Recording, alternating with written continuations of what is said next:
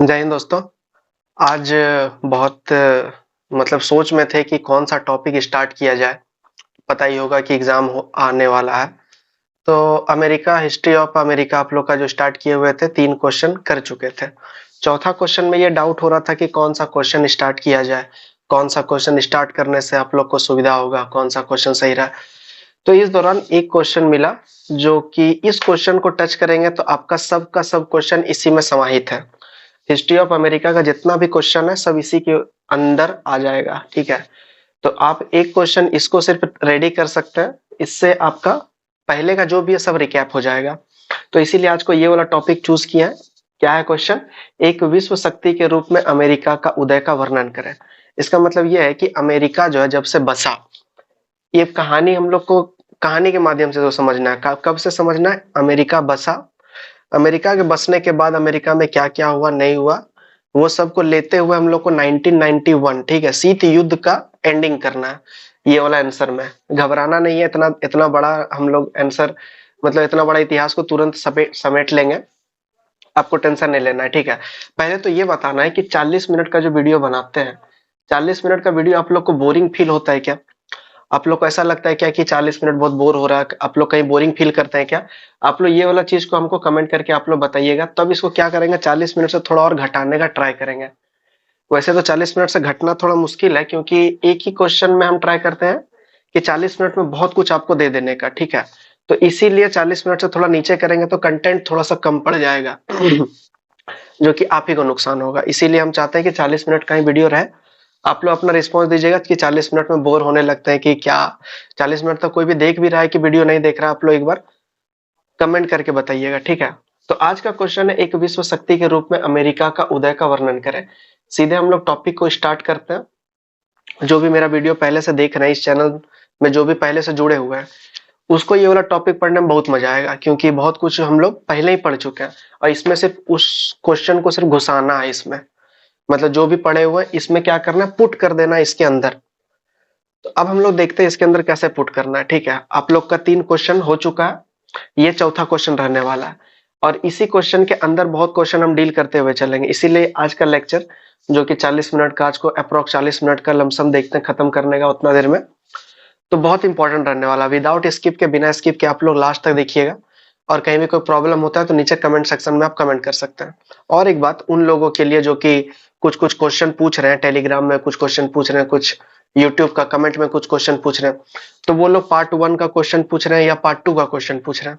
History of England से कोई question पूछ रहे हैं, तो कोई तुर्क आक्रमण के बारे में पूछ रहे हैं, ठीक है।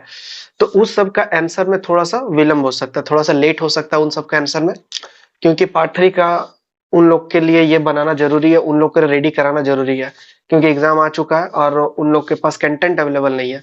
इसीलिए पहले उन लोग का खत्म कर देते हैं, उसके बाद आप लोग का बना देंगे, ठीक है। आप लोग को कोई दिक्कत नहीं। और एक बात की मतलब आप लोग ट्राई कीजिए कि अपने से करने का, और नहीं होता तो आप हमसे कम से कम कंटेंट तो मांगिए। टेलीग्राम में आके बोलना तो है कम से कम, मेरे पास ये नहीं है, कंटेंट अवेलेबल करा दीजिए। आप लोग सीधा बोलते हैं कि वीडियो अवेलेबल करा दीजिए, तो वो थोड़ा सा मुश्किल हो पाता है। आप समझ ही सकते हैं कि हमको खुद भी अपना पढ़ना पड़ता है, तो इसीलिए, ठीक है। तो इसके ऊपर हम लोग आते हैं, तो बात होगा जाके अमेरिका का क्रांति से बात इसका स्टार्ट होगा। देखिए बहुत सारा क्वेश्चन, ग्रेजुएशन क्वेश्चन में भूमिका लिखना पड़ता है, बीच में कुछ लिखना पड़ता है, लास्ट में निष्कर्ष लिखना पड़ता है, इसी तरह का रहता है। लेकिन ये थोड़ा सा अलग टाइप का क्वेश्चन है। इसमें भूमिका में उस तरह का नहीं लिखाएगा जैसा कि भूमिका में लिखाता है, क्योंकि इसमें क्वेश्चन ही उल्टा पूछा गया, अमेरिका का उदय का वर्णन करना है। तो भूमिका में अमेरिका के बारे में कुछ कुछ थोड़ा सा लिखना है, या फिर उसको भूमिका नहीं भी मान सकता। देखिए आपका स्टार्ट कहाँ से होगा, जो भी कुछ यहाँ पे बता रहे हैं सब कुछ आपको टेलीग्राम में अवेलेबल रहेगा, ठीक है। आप लोग डिस्क्रिप्शन में जाके टेलीग्राम का लिंक जाके टेलीग्राम में जुड़ जाइए। टेलीग्राम में आपको सब पीडीएफ मिलते रहता है। तो आपको पता होगा कि 1776 से लेकर 83 तक के बीच चल रहा था अमेरिका में क्रांति, बताए हुए हैं पहले से ही। अमेरिका स्वतंत्र होना चाह रहा है ब्रिटेन से, और स्वतंत्र हो भी जाता है। तो जब 1776 से 83 के बीच जब युद्ध चल रहा होता है, अमेरिका वर्सेस ब्रिटेन का जब युद्ध चल रहा होता है, तो उस टाइम पे अमेरिका अपना अदम्य साहस का प्रदर्शित करता है। बोस्टन की टी पार्टी की भी घटना हो चुकी है। तो अमेरिका 1776 से 83 तक एक ऐसा युद्ध लड़ता है जो कि अनजान युद्ध रहता है। इन लोग के लिए तो सबसे पहला युद्ध है ये, इससे पहले तो अमेरिका युद्ध ही नहीं देखा है कभी भी। तो ये पहला युद्ध रहता है और पहला युद्ध में विजय रहता है। 1786 से 83 के बीच ब्रिटेन के चंगुल से ये आजाद हो गया, ब्रिटेन से आजाद हो गया। सिर्फ की पॉइंट लिख रहे हैं, ठीक है, पूरा का पूरा आंसर नहीं लिखने वाले हैं, सिर्फ की पॉइंट लिख रहे हैं, जो जो बोल रहे हैं वही सब यहाँ लिखेंगे। 1776 से 83 के बीच हो गया, अमेरिका आजाद हो गया। अब उसके सामने यह समस्या आया कि अमेरिका आजाद तो हो गया, अभी चलेगा कैसे, कैसे इसका नियंत्रण किया जाए, कैसे प्रशासन का ढांचा सही किया जाए, कैसे क्या किया जाए। तो 1789 में इसका संविधान हो जाता है तैयार। 1789 में एक गणतंत्रात्मकवादी का शुरुआत होता है, एक सरकार की शुरुआत होती है। स्टार्टिंग में तो गणतंत्रवादी नहीं होता है, ठीक है। एक हम लोग बोल सकते हैं कि 1789 में अमेरिका का संविधान लागू हुआ, जिससे कि अमेरिका सुदृढ़ीकरण के मार्ग पे प्रशस्त हुआ और वो आगे बढ़ने के लिए कार्यरत हुआ, ठीक है। तो ये सब हुआ। तो 1779 में जब ये स्वतंत्र हो गया, उसके बाद अब राष्ट्रपति का चुनाव का बात आया, क्योंकि 1789 में संविधान निर्माण हुआ और वो सबसे हेड को राष्ट्रपति बोला गया। सबसे हेड कौन होगा यहाँ पे, सबसे हेड होगा राष्ट्रपति, और सबसे हेड राष्ट्रपति होगा तो जॉर्ज वाशिंगटन जो है पहला राष्ट्रपति बन गया, जॉर्ज वाशिंगटन। ये सब आंसर में लिखना है, आपको इसका आंसर पता है, बस उसको लिखना कैसे बस वो समझ लेना है, ठीक है। हम जो जो भी बोलेंगे आपको सब कुछ पता होगा, आधा से ज्यादा कुछ आपको पता होगा, बस उसको लिखना कैसे उसमें दिक्कत होगा। तो आज हम वही डिस्कस कर रहे हैं कि इसको जानने के बाद भी इसको लिखना कैसे। तो 1789 में संविधान लागू हो गया, पहला राष्ट्रपति जॉर्ज वाशिंगटन बन गया। जॉर्ज वाशिंगटन बनने के बाद अमेरिका को एक अच्छा सुदृढ़ीकरण के मार्ग में उलाना चाह रहे थे। उनका गृह नीति बहुत अच्छा तरीका से वो कार्यरत थे, और विदेश नीति से भी जॉर्ज वाशिंगटन मतलब कि उस टाइम पे जब ये राष्ट्रपति बने, जब अमेरिका में चारों तरफ हाहाकार मचा हुआ था, अमेरिका स्वतंत्र हुआ, अमेरिका में अब एक अच्छा राष्ट्राध्यक्ष का जरूरत पड़ा, तो जॉर्ज वाशिंगटन को बनाया गया। तो हम लोग ये लिख सकते हैं कि 1789 के संविधान के अनुसार अमेरिका का एक मुखिया होता है जिसको कि राष्ट्रपति कहा जाता है, और पहला राष्ट्रपति जॉर्ज वाशिंगटन को बनाया गया या जीत गए, और उनके अध्यक्षता में अमेरिका आगे बढ़ने का काम किया। मतलब उदय का मार्ग अब धीरे धीरे करके शुरुआत होना स्टार्ट हुआ, ठीक है।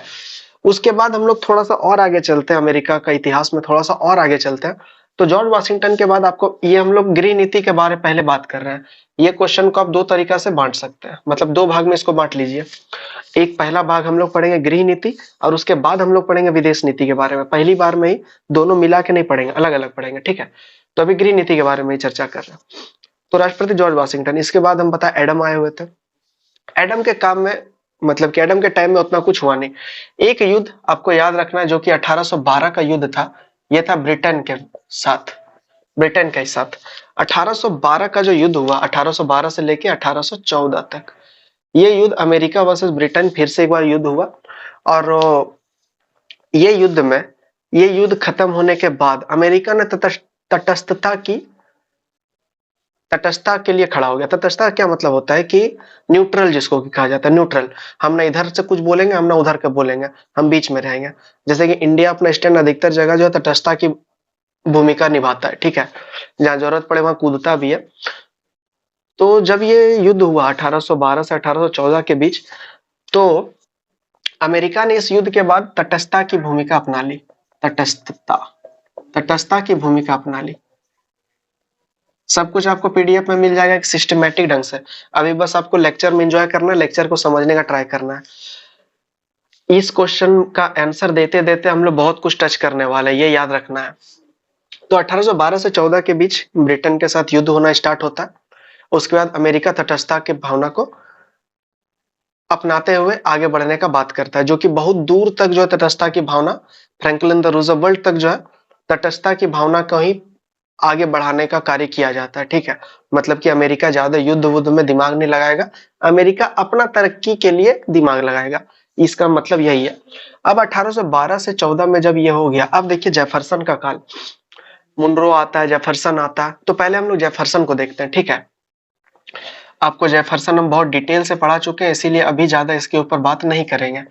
जेफरसन, अब राष्ट्रपति काल में जेफरसन का काल आता है। जेफरसन ने भी अमेरिका को उदय करने में बहुत अहम भूमिका निभाया। उदय करने का मतलब यह है कि अमेरिका को आगे बढ़ाने के लिए जेफरसन के द्वारा क्या किया गया, सबसे पहले तो गणतंत्र का स्थापना किया गया। गणतंत्र का स्थापना किया गया मतलब कि जेफरसन के बारे में जब हम पढ़ा रहे थे, तब हम आपको बताए थे कि जेफरसन ने गणतंत्रात्मकवादी जो है व्यक्ति है, वो संघवादी का विरोधी है, संघवाद को वो जो जब राष्ट्रपति के पद में जब चुनाव में जब वो भाषण देते हैं, तब वो कहते हैं गणतंत्रवादी और संघवादी दोनों को एक माना जाए। तो इसके द्वारा, जेफरसन के द्वारा अमेरिका में गणतंत्र का एक जड़ बना, प्रजातंत्र का एक जड़ बन गया। जड़ बन गया का मतलब ये है कि अब जो है वहां का जनता में प्रजातंत्र, गणतंत्र, ये सब का जो विचार है, ये सब बहुत तेजी से फैलने लगा। किसका बदौलत? जेफरसन का बदौलत। क्योंकि जेफरसन उस तरह के राष्ट्रपति थे, इन्होंने अपने मंत्री काल में दो बार ये राष्ट्रपति बने। पहला मंत्री काल में बहुत सारा मंत्रिमंडल को बदलना स्टार्ट कर दिया, जो भी संघवादी व्यक्ति था उन सबको हटाना स्टार्ट कर दिया। उपराष्ट्रपति एरन बरे को भी हटा दिया गया, फिर पिकेरिंग को हटा दिया गया, जैसन चीज को हटा दिया गया। तो जो भी संघवादी के समर्थन में थे उन सबको हटा करके गणतंत्रवादी का जो समर्थन वाले व्यक्ति थे उन सबको बैठाया गया। और उनसे ये पाया गया कि अमेरिका जो है अब धीरे धीरे करके उदय की ओर अग्रसर हो रहा है। तो यहाँ पे हम लोग देखते हैं ये सब चीज भूमिका में अंडर आ जाएगा। ठीक है, आप लोग इसका आंसर लिखने में पॉइंट बाय पॉइंट लिखते चलिएगा, पॉइंट बाय पॉइंट लिखते चलिएगा। एक एक लाइन का आंसर बहुत डीप होगा, इसमें एक लाइन का आंसर बहुत डीप होगा। इसका आंसर लिखते समय आपको पूरा का पूरा हिस्ट्री ऑफ यूएसए पता होना चाहिए, और नहीं भी पता है तो कोई बात नहीं, 40 मिनट हम इसीलिए रोक के रखे हैं कि आराम से पता हो जाएगा। तो जेफरसन के बारे में पता चल गया। उसके बाद हम लोग देखते हैं मुनरो। मुनरो ने ऐसा सिद्धांत दिया जिससे कि अमेरिका का, बोल सकते हैं अमेरिका का दशा पलट गया मुनरो सिद्धांत के कारण, जो कि 1823 में दिया था। ठीक है, 1823 मुनरो सिद्धांत। मुनरो सिद्धांत से अमेरिका ने अन्य राष्ट्रों को चेतावनी दिया, चेतावनी दिया। अब देखिए, मुनरो सिद्धांत आपको हम पढ़ाए नहीं है। ठीक है, मुनरो सिद्धांत आपको हम नहीं बताया। क्यों नहीं बताए? क्योंकि इसको बताने के लिए बहुत कुछ ज्यादा जरूरत था बताने का पहले का, और आपके पास ज्यादा समय नहीं है, इसीलिए हम क्या किए कि मुनरो को हम स्किप कर दिए। और अभी हम बता देते हैं थोड़ा मोड़ा मुनरो सिद्धांत के बारे में। मुनरो सिद्धांत बेसिकली क्या है? मुनरो है राष्ट्रपति, मुनरो है राष्ट्रपति, अमेरिका का राष्ट्रपति है, 5वां राष्ट्रपति है मुनरो। ठीक है, तो जब मुनरो राष्ट्रपति बनता है तब अमेरिका का स्थिति सही नहीं रहता। कभी कोई फ्रांस युद्ध के लिए आह्वान दे देता है, कभी इंग्लैंड युद्ध के लिए आह्वान दे देता है, उधर स्पेन अलग परेशान किया हुआ था, रसिया अलग परेशान किया हुआ था। उस टाइम पे राष्ट्रपति मुनरो को बनाया जाता है, उस टाइम पे राष्ट्रपति मुनरो बनते हैं। और मुनरो, जब अमेरिका का उपनिवेश का जब सवाल उत्पन्न होता है, अमेरिका आपको पता होगा 13 राज्य मिलकर अमेरिका बनाया था। स्टार्टिंग में 13 गो राज्य मिलकर अमेरिका का निर्माण किया गया था, लेकिन बाकी सब भी तो था। बाकी इधर सब में 13 गो तो सिर्फ यहाँ पे था। ठीक है, लेकिन ये वाला एरिया में, ये सब जो एरिया है, या फिर ये वाला एरिया का हम लोग बात करें तो ये सब एरिया तो स्वतंत्र था। इस पे क्या होता था कि विदेशी लोग इस पे चाहते थे कि मेरा कॉलोनी बन जाए। तो उसी को मुनरो ने इसको हटाने के लिए एक चेतावनी दे दिया सबको। चेतावनी के रूप में मुनरो सिद्धांत प्रस्तावित किया। इसमें 4 बातों का जिक्र किया गया। पहला बात यह था कि कोई भी यूरोप का झगड़ा में टांग अड़ाई, मतलब कि हम जो है यूरोप में टांग नहीं अड़ाएंगे। मुनरो ने कहा कि हम जो है, मतलब अमेरिका यूरोप में टांग नहीं अड़ाएगा। दूसरा नंबर पॉइंट है कि बदले में बाकी यूरोपीय लोग भी जो है अमेरिका में टांग नहीं अड़ाएंगे। ये दूसरा बात हो गया। तीसरा बात ये हो गया कि जो प्रशांत महासागर का एरिया है, मतलब 51 डिग्री अक्षांश प्रशांत महासागर का जो ऊपर वाला एरिया है, जैसे कि ये वाला एरिया हम लोग समझ लेते हैं अमेरिका है। ठीक है, ये वाला अमेरिका हम लोग समझ लेते हैं।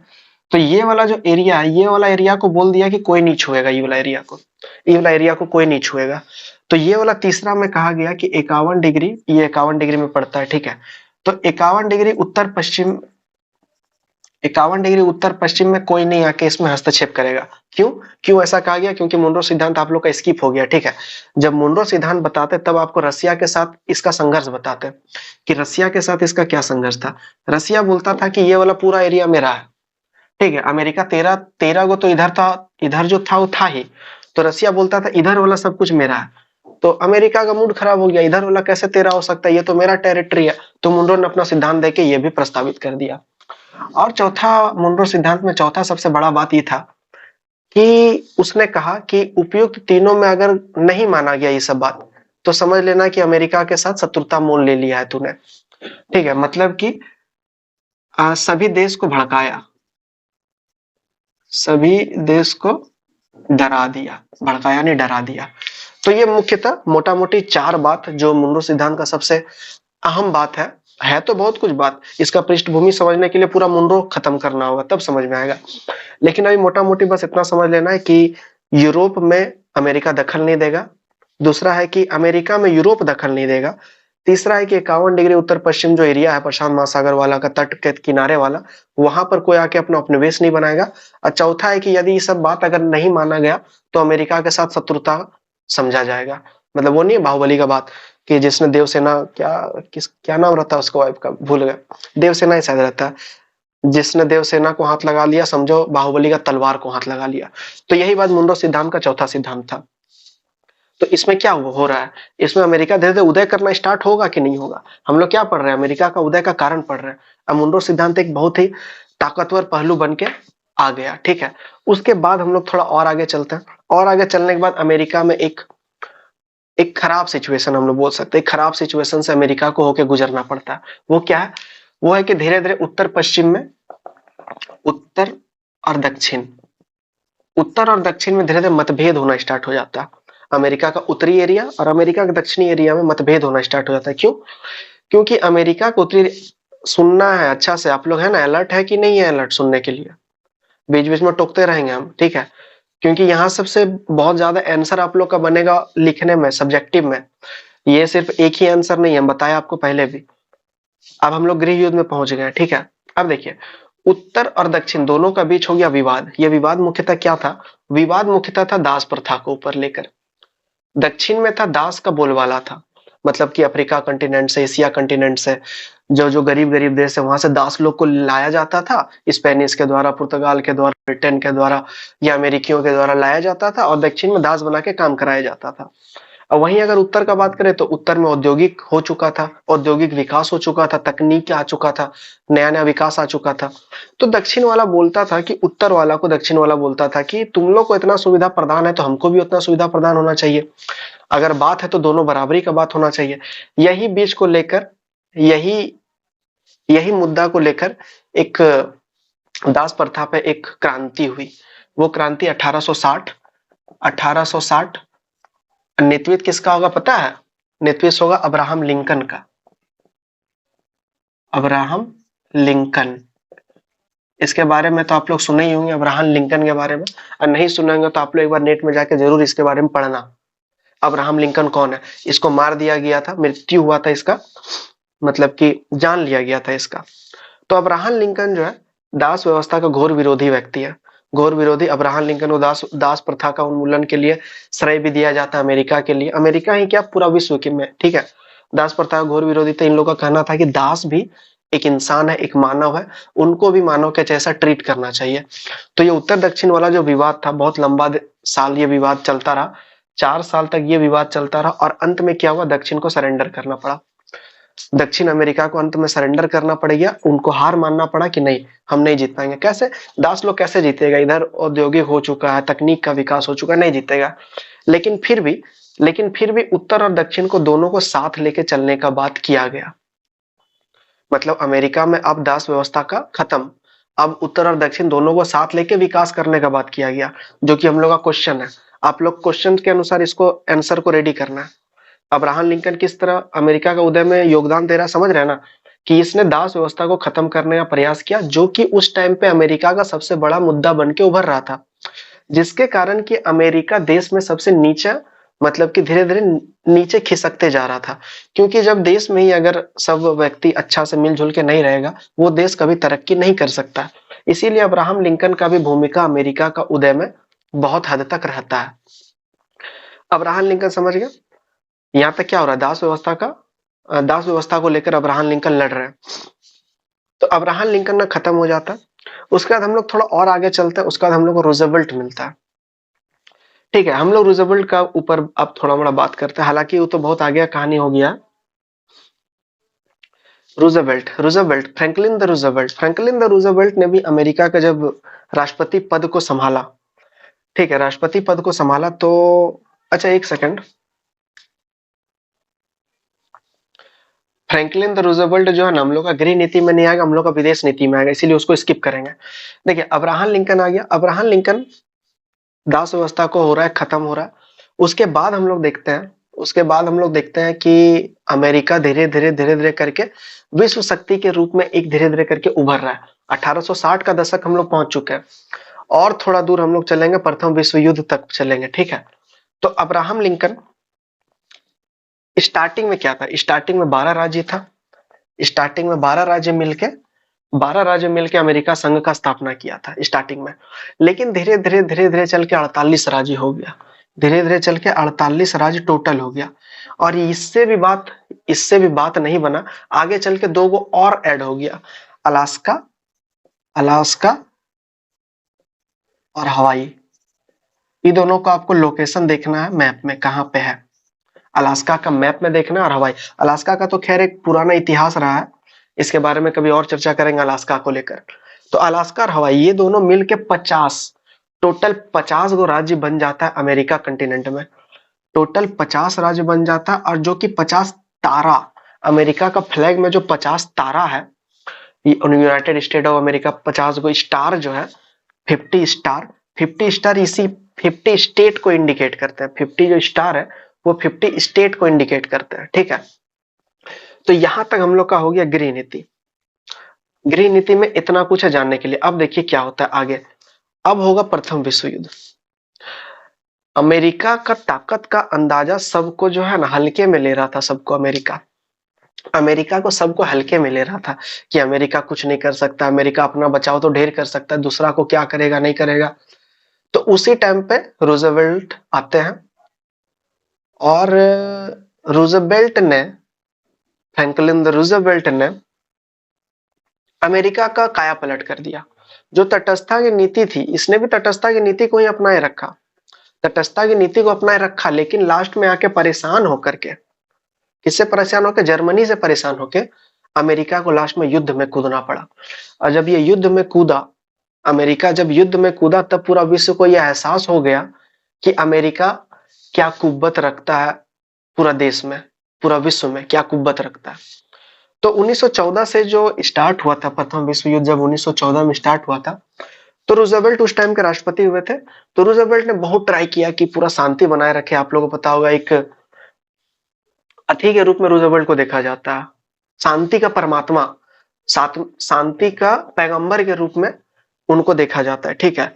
तो शांति के पैगंबर को ऐसा क्या हो गया, एक सेकंड। अभी जहां जहां रूजवेल्ट बोल रहे हैं ना, रूजवेल्ट आएंगे बाद में, ठीक है। रूजवेल्ट आएंगे बाद में, पहले होगा वुडरो विल्सन का काम होगा पहले। सॉरी, थोड़ा सा मिस्टेक हो गया। वुडरो विल्सन, जो कल हम आपको बताए, जिसके बारे में हम लोग का पिछला वीडियो था, उसके बारे में, ठीक है, वुडरो विल्सन। तो वुडरो विल्सन शांति के पैगंबर के रूप में सबके सामने प्रकट हुए। उन्होंने अपना 14 सूत्र भी दिया, 14 सिद्धांत प्रस्तावित किया इसको लेकर।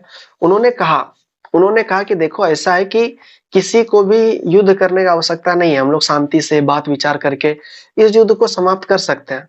लेकिन वही है कि जर्मनी, फ्रांस, ये लोग सब रेडी नहीं था, हॉलैंड, पोलैंड, ये रेडी नहीं था ये सब। तो लास्ट में अमेरिका को भी इसमें कूदना पड़ा। जर्मनी जो है अमेरिका को तंग करना स्टार्ट कर दिया, एक बार जहाज डुबा दिया, फिर दोबारा भी ऐसा करने का प्रयास किया गया। तो जब वुडरो विल्सन पढ़ाए थे तो ये कहानी हम बहुत अच्छा तरीका से बताए, ठीक है। आप लोग वुडरो विल्सन यदि नहीं पढ़े तो पिछला जाके आप लोग वुडरो विल्सन पढ़ सकते हैं, ठीक है। तो वुडरो विल्सन जब आया तो वुडरो विल्सन ने पूरा शांति को बढ़ावा दिया। अमेरिका का लोग इससे खुश होगा कि ना खुश होगा, आप लोग एक बार सोचिए। अमेरिका एक तरह चाहता है कि अमेरिका जो है पूरा विश्व में पूरा एकदम प्रभावशाली देश बन के उभरे, अमेरिका पे सबको गर्व करे, अमेरिका का जब कोई नाम ले तो सिर उठा करके देखे, ऐसा वहां का जनता लोग चाहता है। लेकिन वुडरो विल्सन दूसरा तरफ ये कहना था कि वुडरो विल्सन शांति, सब तरफ हो हल्ला, क्रांति, छुरीबाजी, तलवारबाजी हो रहा है, और ये अपना मोमबत्ती लेके शांति को प्रदर्शित कर रहे हैं। शांति, सबको बोल रहे हैं शांत हो जाओ, शांत हो जाओ। तो आप ये बताइए कि ऐसा सिचुएशन में यहाँ का जो जनता होगा, अमेरिका का जनता होगा, क्या वो वुडरो विल्सन का सपोर्ट करेंगे? क्या वो बिल्कुल सपोर्ट नहीं करेंगे, क्योंकि पेरिस में जाके वहां का जनता लोग को मानना था कि उनका पेरिस जाना ही नहीं चाहिए था। पेरिस जाके अमेरिका का जो है सिर नीचे कर दिए। पेरिस जाके शांति का बात करके क्यों किया है? उनको पेरिस जाके बोलना चाहिए था कि हम विश्व युद्ध खत्म करेंगे, हम ये करेंगे, हम वो करेंगे। लेकिन वहां जाके क्या बात किया गया? वहां जाके बात किया गया शांति का। तो वुडरो विल्सन ने 14 सिद्धांत प्रस्तावित किए। 14 सिद्धांत में एक सबसे इंपॉर्टेंट जो उसमें था राष्ट्र संघ का कॉन्सेप्ट। तो राष्ट्र संघ बनाने का बात किया गया वुड्रो विल्सन के द्वारा, राष्ट्र संघ, ठीक है। तो राष्ट्र संघ बनाने का बात तो किया गया, लेकिन जब अमेरिका जब वापस लौटा गया वुड्रो विल्सन के द्वारा, तो वहां का सीनेट ने खुद ही नहीं स्वीकार किया, ना ही वो वर्साई की संधि को स्वीकार किया और ना ही इसको राष्ट्र संघ को। राष्ट्र संघ सब क्या है हम बता ही दिए हैं, पहले ही बता चुके हैं। तो ये सब हम लोग देखते हैं, गृह नीति में इतना कुछ हम लोग को काम में आया है, मतलब कि इतना कुछ जानने का बात है। आप लोग इतना कुछ लिख सकते हैं, क्या क्या लिख सकते हैं एक बार समरे कर देते हैं। हो सकता है कि बहुत लोगों को समझ नहीं आया होगा, समझ नहीं आया होगा ऐसा तो हो नहीं सकता, ठीक है। अगर अच्छा से आप लोग बने हुए हैं तो समझ में आ ही गया होगा, लेकिन फिर भी एक बार रिकैप करते हैं, उसके बाद हम लोग विदेश नीति के ऊपर बात करते हैं। देखिए गृह नीति में क्या हुआ कि सबसे पहले देखिए 1776 से 83 तक जो अमेरिका अपना स्वतंत्रता के लिए लड़ाई लड़ता है, बहुत कड़ा संघर्ष करता है, भिन्न भिन्न तरह का कैसे होता है, कारण वारण सब हम लोग क्लियर कर चुके हैं, ठीक है। तो ब्रिटेन का चंगुल से वो आजाद हो जाता है। 1789 में संविधान लागू होता है। संविधान के तौर पे राष्ट्रपति मुखिया है और राष्ट्रपति के तौर पे जॉर्ज वाशिंगटन सबसे पहला राष्ट्रपति है। जॉर्ज वाशिंगटन ने अमेरिका के उदय के लिए बहुत सारा प्रयत्न किया, अमेरिका को सुदृढ़ीकरण के मार्ग में प्रशस्त किया, आगे बढ़ाने का कार्य किया। उसके बाद एक युद्ध होता है, 1812-14 के बीच एक युद्ध होता है ब्रिटेन के साथ। इसके बाद अमेरिका चाहता है कि हम जो तटस्थता की भूमिका निभा लें। इसी का बीच में यदि आप जोड़ना चाहें तो इसका बीच में आप जोड़ सकते हैं कि जेफरसन का नीति आया था। जेफरसन ये चाहता था कि गणतंत्र का शुरुआत हो, अमेरिका में गणतंत्र का शुरुआत हो, संघवाद को थोड़ा नीचे दबा करके गणतंत्र का शुरुआत किया जाए, प्रजातंत्र का शुरुआत किया जाए। बिग कॉन्सेप्ट, बड़ा कॉन्सेप्ट है ये तो जेफरसन ने ऐसा किया, उसने अपना मंत्रिमंडल को बदल दिया, अपने मंत्रीकाल में बहुत सारा परिवर्तन कर दिया, विदेश के लिए वो तटस्थता की भूमिका निभाया। उसके बाद देखते हैं मुनरो आया। मुनरो ने क्या किया, मुनरो ने अपना मुनरो सिद्धांत दे दिया, जिसको कि देख करके पूरा देश आतंकित हो गया। अरे तेरी ये मुनरो, अमेरिका का राष्ट्रपति इस तरह का सिद्धांत कैसे पारित कर सकता है। सबने ये सोचना स्टार्ट कर दिया, क्योंकि मुनरो ने ऐसा ऐसा बात ही कह दिया था। उसने कहा कि यूरोप में हम इंटरफेयर नहीं करेंगे। दूसरा बात ही कहा कि यूरोप मेरे मामले में इंटरफेयर नहीं करेगा। तीसरा बात ही कहा कि प्रशांत महासागर वो वाला जो एरिया है, टेरिटरी 51 डिग्री अक्षांश वाला, वो मेरा टेरिटरी है, कोई भी आएगा तो समझ लेंगे कि वो मेरे साथ युद्ध के लिए आह्वान दे रहा है। तो इस तरह का बात सुन के अमेरिका का गौरव बढ़ने लगा, अमेरिका का धीरे धीरे उदय होने लगा, शक्ति के रूप में उदय होने लगा। पहले तो अमेरिका एक अलग थलग देश था, मस्त से अपना जीवन जी रहा था, लेकिन धीरे धीरे ऐसा मामला स्टार्ट हो गया। लेकिन ये मामला आगे चल के थोड़ा और कम हो गया। क्यों कम हो गया? क्योंकि काल आ गया, वुड्रो विल्सन का काल आ गया। वुड्रो विल्सन बहुत शांत स्वभाव के, एकदम आपको बताएं पॉलिटिकल साइंस के वो प्रोफेसर रह चुके थे, हिस्ट्री में रुचि था, कंटिनेंटल आर्मी में उनके बाबूजी रहते थे, बहुत सारा जगह घूमे हुए थे। उनके बारे में बहुत, वुड्रो विल्सन के बारे में बहुत चर्चा हम लोग कर चुके हैं। तो वो शांति के पैगंबर के रूप में पूरा दुनिया के सामने खड़ा हो गए, फ्रांस के सामने, पेरिस के सामने, पेरिस में मतलब की। तो वहां संधि हुआ, प्रथम विश्व युद्ध खत्म हुआ, 1914 से 18 का संधि खत्म हुआ। और 1919 में जो संधि हुआ, पेरिस का संधि, उसमें टोटल 4 संधियां हुआ, जिसमें से कि एक वर्साई की संधि है, जिसको कि आप पढ़ते हैं या हम पढ़ते हैं वर्साई की संधि, जिसमें और भी संधियां हैं। तो वर्साई की संधि हुआ जिसमें कि जर्मनी को बहुत एकदम क्रूरतापूर्ण व्यवहार किया गया। वुड्रो विल्सन का रहते हुए ये सब किया गया, इसीलिए वुड्रो विल्सन के ऊपर लांछन लगाया जाता है कि आप शांति का पैगंबर, शांति को इतना आगे बढ़ाने का मूड में थे, लेकिन फिर भी कैसे ही इंग्लैंड, फ्रांस, ये लोग मिलकर जर्मनी के ऊपर इतना अत्याचार कर दिया गया, कैसे? तो उनके बारे में तर्क ये दिया जाता है कि वुड्रो विल्सन एक तरफ जो है आदर्शवादी व्यक्ति थे, वहीं दूसरी ओर उनके जो विपक्ष में था सब जो है अवसरवादी व्यक्ति थे। इसीलिए वुड्रो विल्सन हार गए थे उस टाइम पे। हार गए थे मतलब कि पेरिस सम्मेलन में इनका बात नहीं माना गया था।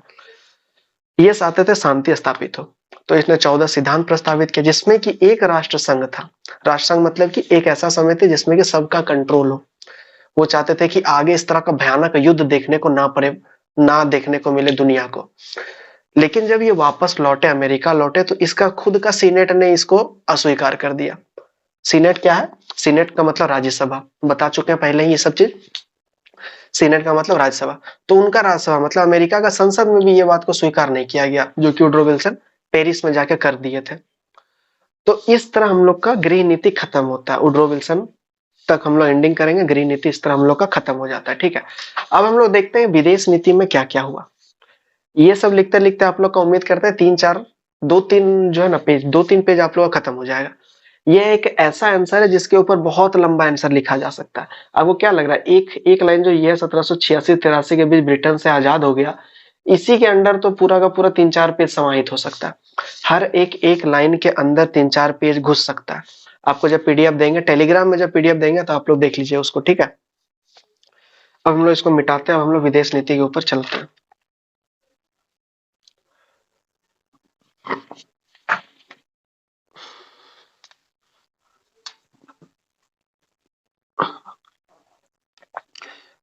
आप लोग को यदि कहीं कोई भी दिक्कत होता है तो आप कमेंट कर सकते हैं कहीं भी, और या तो यहाँ पे या तो टेलीग्राम पे,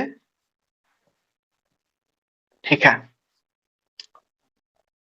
आप लोग का जल्दी एग्जाम होने वाला है तो जल्दी से जल्दी एकदम कवर करने का ट्राई करते हैं। कल नहीं आ पाया था और आज आ गया है। अब देखिए विदेश नीति, विदेश नीति विदेश नीति में फिर से आप लोग गृह नीति का बहुत बात को ऐड कर सकते हैं, क्योंकि जो गृह नीति है, जो भी राष्ट्रपति गृह नीति दी है, उनका कुछ ना कुछ तो विदेश नीति भी रहा है। तो इसीलिए जब गृह नीति को आप अच्छा से बारीकी से यदि पढ़ते हैं तो विदेश नीति का भी वहीं पे आपको बहुत हिस्सा देखने को मिल जाएगा। अब देखिए, बोस्टन का टी पार्टी का घटना हो चुका है 1773। 1773 बोस्टन का टी पार्टी का घटना हो चुका है, ठीक है। अब क्रांति हो जाता है स्टार्ट। तो इस क्रांति से आपको क्या पता चलता है, बोस्टन का टी पार्टी का क्रांति जो हुआ, इससे क्या पता चलता है? इससे हम लोग को ये पता चलता है कि जो अमेरिका का जो व्यक्ति लोग है वो पूरा स्वतंत्र स्वच्छंद भावना का पूरा एकदम आगे बढ़ाने वाला सोच लेके वो लोग व्यक्ति लोग था, ऐसा हम लोग कह सकते हैं। बोस्टन का टी पार्टी का घटना का बात कर रहे हैं, जो कि 1773 सैमुअल एडम के नेतृत्व में बोस्टन नामक बंदरगाह पे चाय पत्ती, जो कि 2000 लगभग 2500 के आसपास जो है चाय पत्ती का टोकरी जो आया हुआ था उसको फेंक दिया गया था। ये सब कहानी हम लोग कर चुके हैं, इसलिए उतना डिटेल में नहीं जा रहे हैं। इसीलिए हम ये टॉपिक को भी चूज किए क्योंकि जो जो बताएंगे सब कुछ आप लोग का पढ़ा हुआ है। तो 1773 में बोस्टन का टी पार्टी की घटना ने अमेरिका का इतिहास को एक भयानक मोड़ लेके आता है। इससे यह पता चलता है कि अमेरिका का व्यक्ति लोग स्वतंत्र स्वतंत्र समानता स्वच्छंद चेतना का बौद्धिक चेतना का विकास वाले व्यक्ति में से रहे होंगे, जिनके कारण कि ये सब घटना देखने को मिला। ठीक है, यहां से हम लोग स्टार्ट करेंगे, यहां से हम लोग विदेश नीति में यहां से स्टार्ट करेंगे। उसके बाद हम लोग देखते हैं ये वाला युद्ध कब से कब तक चला। हम लोग देखते हैं कि 1776 से लेकर 83 लगभग 7 साल ये वाला युद्ध चला। उसके बाद स्वतंत्रता, उसके बाद अथी का स्थापना हो गया, संविधान बन गया 89 में उसके बाद। ठीक है, ये सब कहानी तो हम लोग पहले ही देख चुके हैं। उसके बाद देखिए,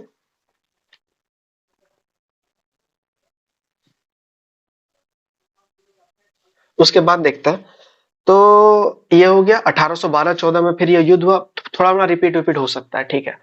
उसके बाद जब फर्स्ट वर्ल्ड वॉर का टाइम जब आया, फर्स्ट वर्ल्ड वॉर ने एंट्री किया, अमेरिका ने एंट्री किया, और एंट्री करने के साथ ही पूरा का पूरा जो है फर्स्ट वर्ल्ड वॉर का काया ही पलट कर दिया।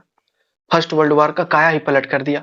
आपको पता है कि एक तरफ मित्र राष्ट्र, एक तरफ धुरी राष्ट्र था, और मित्र राष्ट्र का समर्थन में अमेरिका आया, और जब ये एंट्री किया तो पूरा का पूरा वर्ल्ड वॉर पलट गया। और इनका समर्थन से ही हम बोल सकते हैं कि अमेरिका का समर्थन से ही मित्र राष्ट्र की जीत हुई। जीत तो हो गई, और जीत हुई तो फिर एक संधि तो बनता है। तो संधि हुआ पेरिस में, पेरिस में गया, सबको सब संधि बंदी किया, संधि में बहुत सारा शर्त लागू किया गया। इसी में जर्मनी को, यहीं पर द्वितीय विश्व युद्ध का बीज छुपा हुआ था। यहीं पर जर्मनी को इतना अपमानजनक संधियां सब लाद दिया गया, जिसके कारण कि जर्मनी पूरा का पूरा विद्रोह का भावना लेके यहां से लौटा था। ठीक है, एक तरफ अमेरिका ये बोलता है कि किसी से गुप्त संधि करने का कोई जरूरत नहीं है। जो वुड्रो विल्सन का जो प्रस्ताव आया था 14 में, 14 जो प्रस्ताव आया था, 14 में से एक प्रस्ताव यह था कि कोई भी गुप्त संधि नहीं करेगा, सब कोई सबके सामने संधि करेगा। तो ये बहुत बड़ा बात कहा गया था वुड्रो विल्सन के द्वारा। ये विदेश नीति का सबसे बड़ा चेहरा हम लोग देख सकते हैं पेरिस शांति में, पेरिस शांति सम्मेलन में, वहां पे हम लोग इसके बारे में देख सकते हैं। ठीक है, और इसमें क्या किया गया था, राष्ट्र संघ का एक स्थापना किया गया था, बता ही दिए थे। राष्ट्र संघ के बारे में बोला गया था कि राष्ट्र संघ बनाने का बात किया गया था, लेकिन राष्ट्र संघ बन नहीं पाया। राष्ट्र संघ आगे चल के कुछ और ढांचा बन जाता है। ठीक है, सीनेट, मतलब अमेरिका का हम बात कर रहे हैं, अमेरिका का सीनेट ने स्वीकार नहीं किया, राष्ट्र संघ को भी नहीं स्वीकार किया, और फिर उनका 14 सूत्र जो था उनको स्वीकार नहीं किया राष्ट्र संघ अथे आपका उसका सीनेट के द्वारा नहीं स्वीकार किया गया। तो इसके बदले में क्या किया गया, अमेरिका ने अब एक तटस्थता की भूमिका फिर से अपनाना स्टार्ट कर दिया। अमेरिका ने तटस्थता के बहाना, अब ये युद्ध तो खत्म हो गया, प्रथम विश्व युद्ध खत्म हो गया 1919 में, 18 में खत्म हुआ, 1919 में जो है संधि के बाद पूर्ण रूप से खत्म।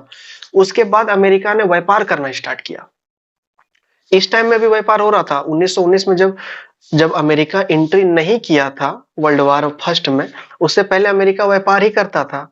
जिसको जरूरत होता था युद्ध काल में, जिसको जो भी सामान का जरूरत होता था, अमेरिका ही डिस्ट्रीब्यूट करता था, बदले में अमेरिका पूरा पैसा कमा रहा था। ये सब भी अमेरिका का उदय का वर्णन में आप लोग को लिखना है, आप लोग को समझना पड़ेगा ये चीज को। जब युद्ध चल रहा था, जब प्रथम विश्व युद्ध चल रहा था, जब सभी देश आपस में लड़ रहे थे, मर रहे थे, तब अमेरिका ने अपना व्यापार स्टार्ट किया। व्यापार खूब जोरों शोरों पर व्यापार किया। पूर्वी एशिया, जापान सब में बेचना, जापान, चीन, ये सब में भी अपना व्यापार पूरा का पूरा सुदृढ़ीकरण कर लिया था।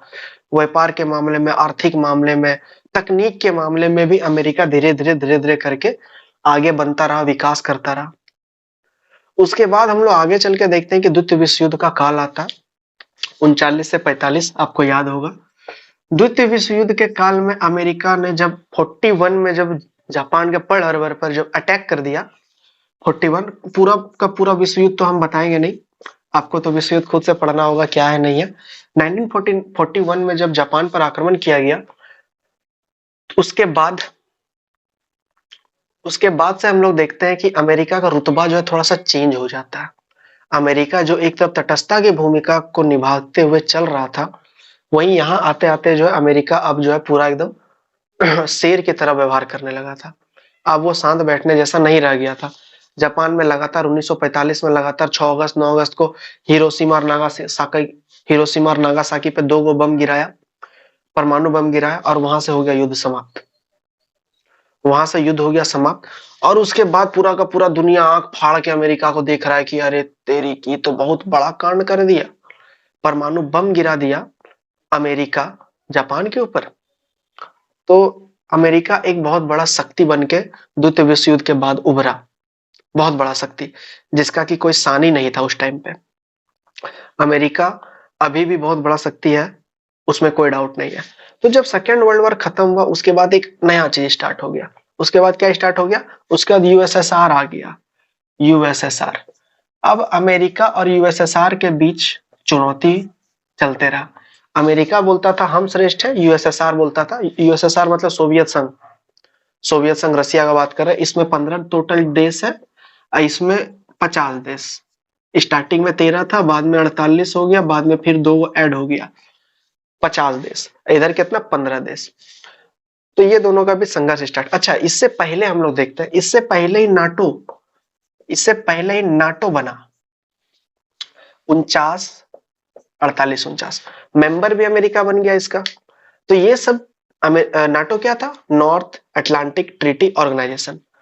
तो अब जो है अमेरिका प्रशांत महासागर से लेकर अटलांटिक महासागर तक पूरा का पूरा क्षेत्र वो घेरे हुआ था, और वहां से कोई भी आना जाना विदाउट अमेरिकन परमिशन के नहीं हो सकता था। इससे हम लोग सोच सकते हैं, समझ सकते हैं कि अमेरिका किस तरह एक विश्व युद्ध, मतलब कि पूरे दुनिया में कैसे एक उभरता सितारा बनके धीरे धीरे बनना स्टार्ट हो गया। और जब ये नाटो का मेंबर बन गया, उसके बाद यूएसएसआर उधर अलगे खिरिया गया। उसके बाद यूएसएसआर और नाटो के बीच एक अनबन चलते रहा, बहुत लंबा समय तक अनबन चलते रहा, और जाके 1991 में जब ये यूएसएसआर टूट गया, 1991 में ये टूट गया, उसके बाद थोड़ा सा शांति स्थापित हो गया पुनः। ठीक है, यहीं तक लाके हम लोग को इस क्वेश्चन का एंडिंग कर देना है। आपको यदि और इच्छा है तो थोड़ा सा और आगे बढ़ा सकते हैं। आगे में क्या बढ़ाइएगा, अमेरिका का अभी का परिस्थिति के हिसाब से अभी भी अमेरिका पूरे विश्व में एक अलग ओहदा रखता है। अमेरिका को दादा भी बोला जाता है। ठीक है, मतलब भ्रांतियां हैं, दादा पूरा विश्व में सबसे ताकतवर है इसीलिए दादा बोल देता है। तो वहां तक आप लोग लाके इसको छोड़ सकते हैं। तो आज का ये टॉपिक जो था हम लोग का, एक बार रिकैप आप लोग को करा देते हैं। अब लिखना कैसे पहले वो समझ लीजिए। इतना तक तो कहानी हो गया, आपको कहानी समझ में आ भी गया होगा। ठीक है, इतना कहानी हो गया। इसको लिखना कैसे, स्टार्टिंग तो वहां से करना है। अमेरिका स्वतंत्र हो रहा है, स्वतंत्रता के बाद संविधान लागू हो रहा है। संविधान लागू के बाद जेफरसन का नियम लाएगा। नियम में जेफरसन का 4-5 लाइन नियम आ जाएगा। उसके बाद मुनरो सिद्धांत आएगा। मुनरो सिद्धांत में मुनरो सिद्धांत का थोड़ा सा लाइन आ जाएगा। उसके बाद थोड़ा सा और आगे चलेंगे तो वुड्रो विल्सन आ जाएगा। वुड्रो विल्सन का थोड़ा मोड़ा समरे आ जाएगा। उसके बाद हम लोग थोड़ा और आगे चलेंगे तो फर्स्ट वर्ल्ड वॉर आ जाएगा। फर्स्ट वर्ल्ड वॉर का समरे आ जाएगा 3-4 लाइन। थोड़ा और अब आगे बढ़ेंगे तो बीच में सन्नाटा का काल चलता है। उसी के दौरान व्यापार होता है। उसी के दौरान व्यापार होता है, जापान से व्यापार होता है, चीन के साथ व्यापार होता है और अलग अलग जगहों के साथ अमेरिका का व्यापार होता है, जिसके कारण कि अमेरिका एक उभरता शक्ति, आर्थिक दृष्टि से भी, सैन्य दृष्टि से भी और सभी दृष्टि से, तकनीकी दृष्टि से भी, सभी दृष्टि से अमेरिका एक उभरता सितारा बन के सबके सामने आता है। जब ये शांति का काल, व्यापार का काल चल रहा होता है, फिर अचानक 1939 पोलैंड वाला आक्रमण हो जाए, मतलब कि सेकेंड वर्ल्ड वॉर स्टार्ट हो जाता है। सेकेंड वर्ल्ड वॉर में अमेरिका शांत रहता है, तटस्थता की भूमिका निभाता है, लेकिन अचानक देखता है कि नहीं, इसको जो है शांत कराना पड़ेगा और खुद जो है कूद जाता है। अमेरिका कूद जाता है और कूदने के साथ ही क्या करता है, जापान के ऊपर बम गिरा देता है। बम गिरा दिया, हिरोशिमा नागासाकी में पूरा 1.5 लाख लोग बोलता है कि मर गया या फिर क्षतिग्रस्त हो गया। 1.5 लाख, समझ सकते हैं कि कितना भयानक कंडीशन रहा होगा। तो ये वाला चीज होने के बाद अमेरिका शांत हो गया। अमेरिका ने नाटो ज्वाइन किया, अमेरिका ने नाटो बनाया, नाटो ज्वाइन किया। उधर यूएसएसआर ने भी बनाया और 1991 तक ये संघर्ष चलते रहा। और ये संघर्ष चलने के दौरान ही अमेरिका विश्व में एक अलग स्थान घेरते हुए चला गया, जो कि हम लोग देखते हैं कि अमेरिका ने कैसे विश्व के एक शक्तिशाली राष्ट्र के रूप में सबके सामने उभर कर सामने आया।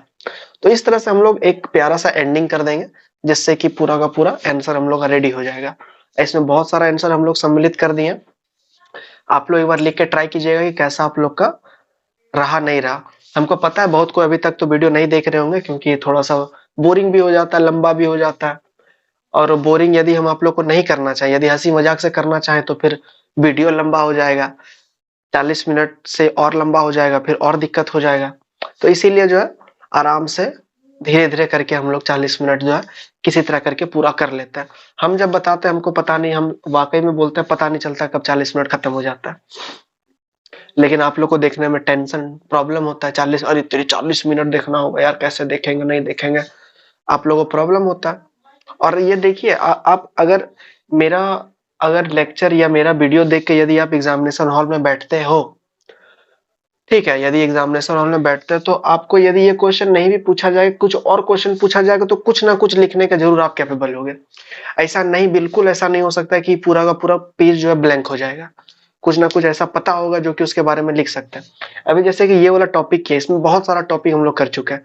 जेफरसन, मुनरो, वुड्रो विल्सन, थोड़ा मोड़ा विश्व युद्ध भी देखिए लिए, ठीक है, बहुत कुछ देख लिया। आप एक बार इसका आंसर लिख करके आप लोग एक बार टेलीग्राम में भेजना। जिसका मूड होगा भेजिएगा, जिसका नहीं मूड होगा, जिसको पढ़ने में इंटरेस्ट है वो भेजना, जिसको नहीं पढ़ने में इंटरेस्ट है वो नहीं भेजना।